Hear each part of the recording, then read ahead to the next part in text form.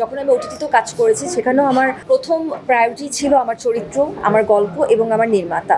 এর বাইরে আসলে কোনো কিছুকে আমি এখন পর্যন্ত প্রায়োরিটি দেওয়া শিখিনি।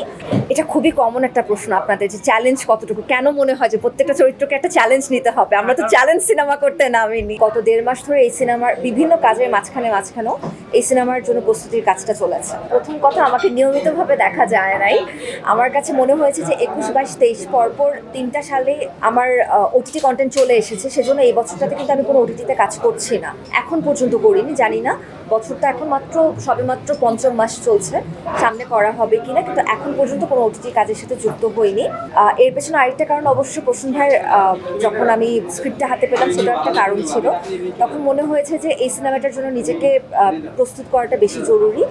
তার জন্য গত 1.5 মাস ধরে এই সিনেমার বিভিন্ন কাজের মাঝখানেও এই সিনেমার জন্য প্রস্তুতির কাজটা চলেছে।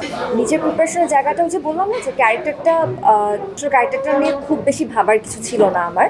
আমি শুধুমাত্র এই মুহূর্তে নিজেকে যতটা সম্ভব শান্ত রাখার চেষ্টা করছি এবং নিজেকে বারবার এটা বলছি যে আমার কাছে আমার খুব ভালো একজন নির্মাতা আছেন, যিনি একজন পরীক্ষিত নির্মাতা, যার এর আগের বেশ কিছু কাজ আমার দেখা হয়েছে এবং সেখান থেকে আমি এই বিশ্বাস নিয়েই ওনার সাথে কাজ করতে রাজি হয়েছি।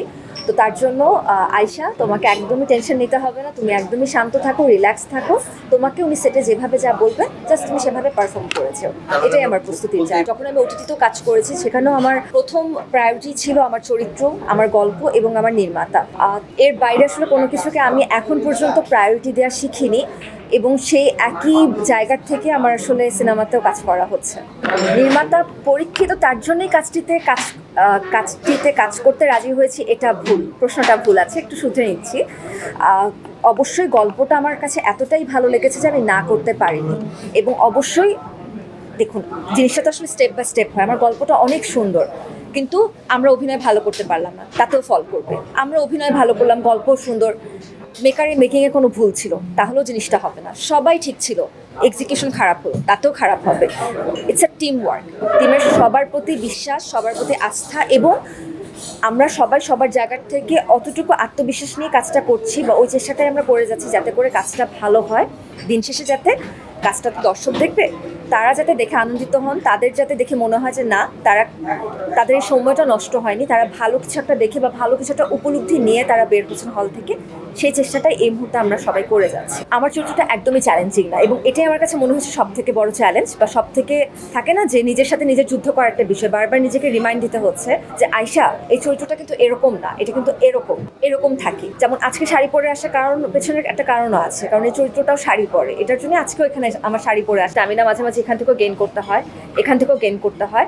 আমার চরিত্রটা আসলে এখান থেকে আর এখান থেকে স্ট্যামিনা গেইন করার বিষয়, সেটারই চেষ্টা চলছে, এখনও চেষ্টা করে যাচ্ছি, এবং আশা করছি যে সেটে ঢোকার আগ মুহূর্ত পর্যন্ত এই চেষ্টাটা আমি অব্যাহত রাখতে পারবো। আমি বললাম না যে আমি আসলে নিজেকে নায়িকা বলতে খুব দ্বিধাবোধ করি, এবং যখনই কোনো সেটে ঢুকি, যখনই বলা হয় নায়িকা এসেছে, আমি ভীষণ লজ্জা পেয়ে যাই যে আমি তো নায়িকা না, দিন শেষে আমি পারফর্মার। আমি যখন টানা আমি নাচের প্রোগ্রামগুলো করতাম, সেখানে আমি ডান্স পারফর্ম করতাম। যখন আমি উপস্থাপনা করতে যাই, আমি সেখানে অ্যাজ আ হোস্ট আমি পারফর্ম করছি। যখন আমি অভিনয় করতে যাচ্ছি, তখন সেই ক্যারেক্টারটাকে আমি পারফর্ম করছি। নায়িকা তো আসলে একটা চরিত্র। আমার থেকেও আমার টিম আরও বেশি চেষ্টা করছে আমাকে একটু ভিন্নভাবে উপস্থাপন করার। এখন বাকিটুকু দর্শকের হাতে ছেড়ে দিই, তারা ভালোভাবে বিচার করুক যে আমরা কতটুকু ভিন্নতা আনতে পারলাম, এবং আমাদের জায়গা থেকে আমরা কতটুকু ভালোভাবে তাদের সামনে নিজেদেরকে উপস্থাপন করতে পারলাম। আমার সব থেকে পছন্দের জায়গা হচ্ছে উপস্থাপনা, এটা আনডাউটেডলি। এবং যখনই আমাকে কেউ বলে যে আয়শা থাক, উপস্থাপনা ছেড়ে দাও, এটা পসিবল না। কারণ আমি নাচের সাথে 17 বছর সংযুক্ত থাকার পর তারপর আমি নাচ থেকে চলে এসেছি, যে না, এখন আর আমি রেগুলার ডান্স পারফরমেন্স করবো না। হয়তো বা কোনো একদিন উপস্থাপনার সাথেও হয়তো বা হবে, আমি জানি না। অভিনয়টা আসলে কখনো বলি না কেন এত জোরদার দিয়ে যে হ্যাঁ, অভিনয়টাই আমার একমাত্র জায়গা, বা অভিনয়টাই করতে এসেছি। আমার কাছে মনে হয় অভিনয় সব থেকে কঠিন জায়গা। আপনি কতক্ষণ অভিনয় করতে পারবেন বাসার মানুষের সাথে ক্যামেরার সামনে, কতদিন করতে পারবেন টানা অভিনয়? মানে স্ক্রিপ্ট পড়ে অভিনয় করার পরও না একটা ব্রেক লাগে আমাদের, সেজন্য আমরা দেখা যায় যে 1 মাস 1.5 মাসের বিরতি নেই, এদিক সেদিক চলে যাই, তারপর আবারও ব্যাক করি। তো আমার কাছে মনে হয় সব কিছু মিলিয়ে অভিনয়টা খুব কষ্টের জায়গা। এত পারফরমেন্স করা যায় না, এত অভিনয় করা যায় না। আশেপাশে সবার সাথে রিয়েল থাকতে চাই, যতটা জেনুইন থাকতে পারা যায় সেটা থাকতে চাই। অভিনয়টা আসলে ক্যামেরার বাইরে করতে চাই না আমি।